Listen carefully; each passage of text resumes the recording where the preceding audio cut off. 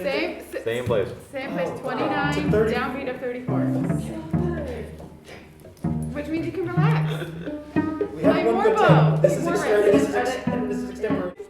Oh. On a 4K. Keep it. It's still recording. We're good to go whenever you are. You gotta keep that somewhere. Okay, I've got it.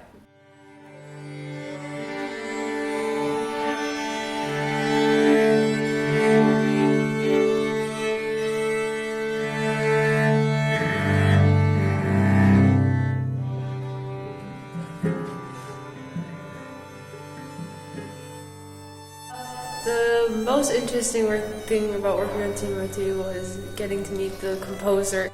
I think the most fun part for me was actually being able to meet the composer. It's not usually something you get to do with most pieces. Like, it just felt kind of clarifying like what she was inspired by, and that kind of explains the structure of the piece to me. How responsive she was, which is like kind of weird, but I feel like she really understood what we were asking and why we were asking it, so I think we had like a strong connection.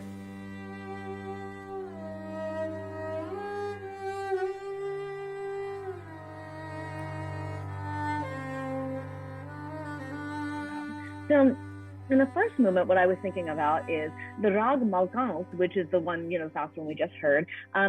It doesn't have a fifth in it. And for us in Western classical music, the root and the fifth is how we're able to place ourselves in a key. But when you have a rag that's like da da da da da da, you're not hearing this as the tonic. You're hearing da da da. You're hearing four as a tonic.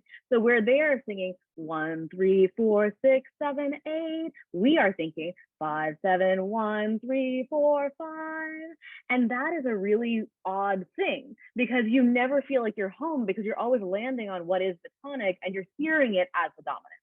So in a way, that kind of it's always pulling you in this direction that feels like it's going away from home. That's what I would love you to lean into in the first movement. In the second movement, so what stood out for you in terms of the stories that she told? Well, it was sort of interesting, the lost in translation aspect of it. So where they were even sitting in different places, and that sort of changed how things were interpreted. You mean between like the Indian classical musicians and Western classical musicians? Yeah. To me, it was that part where she was talking about how when she worked with Indian like style musicians and like Western style musicians, like she had to be the person in the middle that like showed them.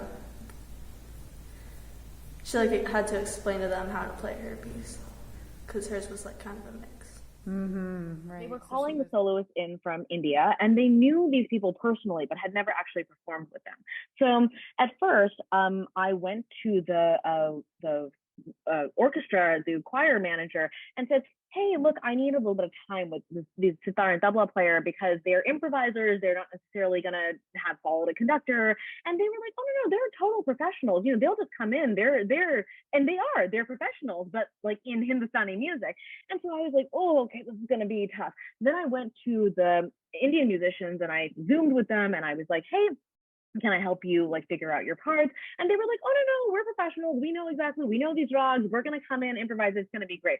And so I am sitting there like, oh my gosh, I just can see that this first rehearsal is going to be a total disaster because everyone has a very different expectation of what's going to happen.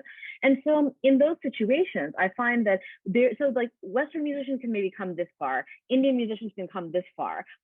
Everything in the middle is me filling it in. Right. And so I have to be that person that's the conduit. And I love that. So in this case, right, what happens when the Indian musicians show up and realize they can't just improvise as much as they want, and the Western musicians understand that they then understand that, is that I was sitting in between the sitar and tabla players, and I basically was singing their parts to the conductor so that they could hear what they had to do and the conductor could hear what the part was, right? And slowly, it's almost like you're taking two hands and you're bringing it closer, closer, closer together until they finally can just kind of lock fingers and grab one another. And so you'll see just very basic things like Indian musicians sit on the floor, Western musicians sit in chairs, conductors stand on podiums. So how are people even looking at each other, right? The Indian musicians are not reading music, so they're looking at the Western classical musicians. The Western classical musicians are either buried in their music or are a conductor who's standing like 5 feet higher than they are, right?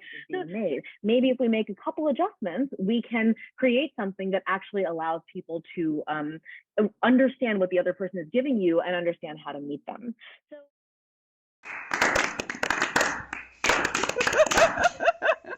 That was actually like 100.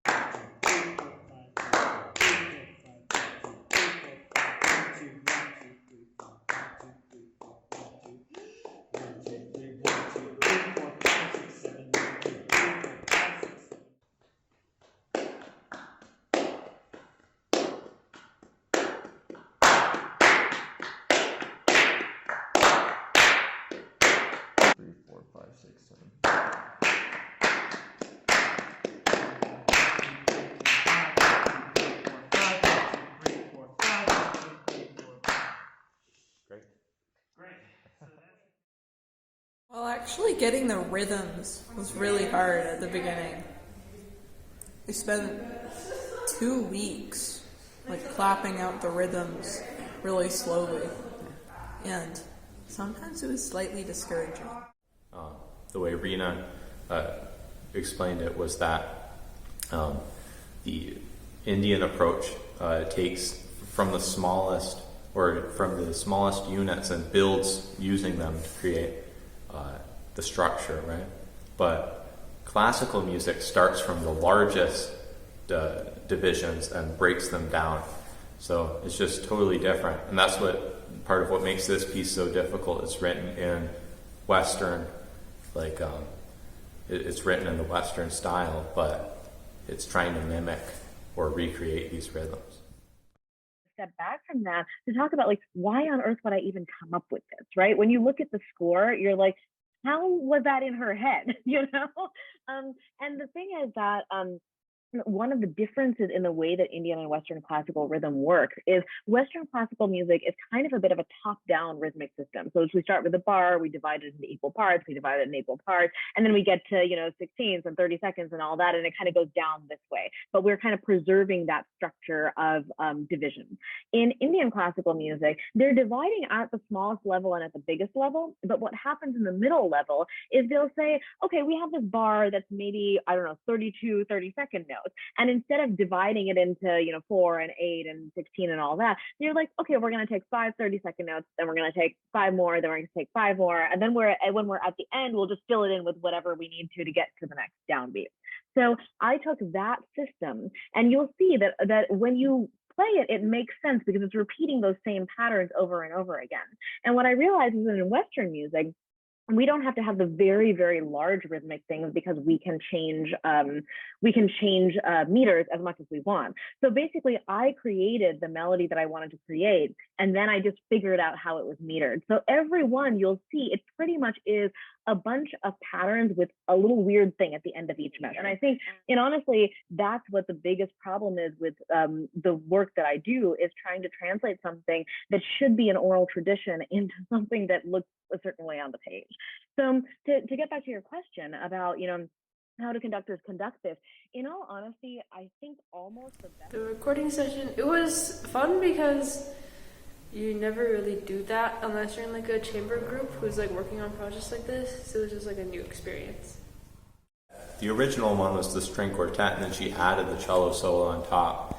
I didn't feel like it was redundant, mainly because Paulo was playing so high up on the instrument, which I think is something the cello can do, is it can play in all these different voices, because, I've heard that it's the instrument that best mimics the range of the human voice.